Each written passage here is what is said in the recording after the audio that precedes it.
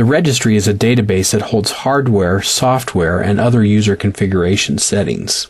When you're working in the control panel, for instance, and you make a change to a setting, for example, if I were to change my mouse pointer, that setting is saved in the registry.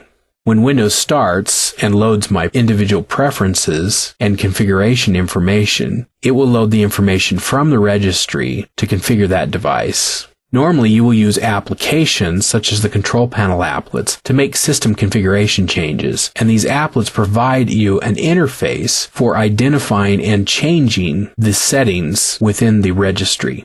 However, there are also times where you might need to view or even to edit the registry directly. While this is usually not recommended, you would need to edit the registry directly in cases, for instance, when there is a setting that does not have a corresponding applet for you to change. You might browse the internet and find a solution to a problem which says, to fix this problem, edit the registry and change this value. The registry editor is Regedit.exe. Now, if you're working in Windows 2000, if you type in regedit, you will open a limited version of the registry editor, which does not include all of the features that you might need.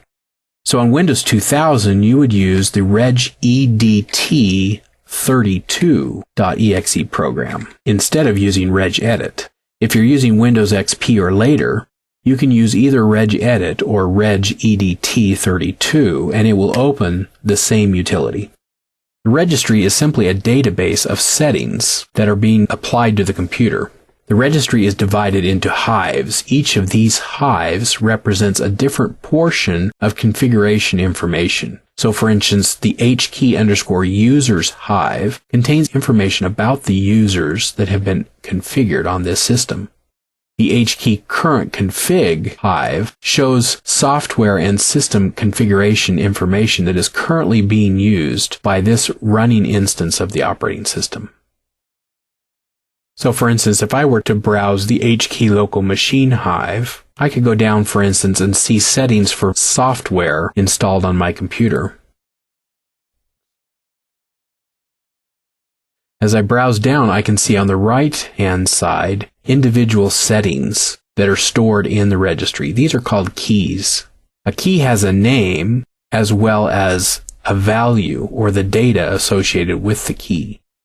In this case, this registry key is showing me a file path to a certain file that this application needs to work properly. Within the registry editor, I can double-click on the key and I can change the value associated with that key.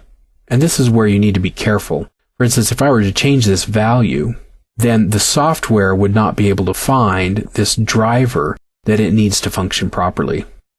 So again, typically you do not manually modify the registry unless you're directed to do so to solve a particular problem, and in which case they will tell you the key name to change as well as the specific value to use when you're editing that key. So in summary, the registry is a database of system settings that apply to users, hardware, and software. You can use the registry editor to modify these settings when you're directed to do so to solve a specific problem. Otherwise, you'll use applications such as control panel applets and configuration utilities within applications to make modifications which indirectly modify the registry as needed. Whenever possible, use these other methods to make your configuration changes, and only edit the registry directly when you need to do something that you're unable to do using another method.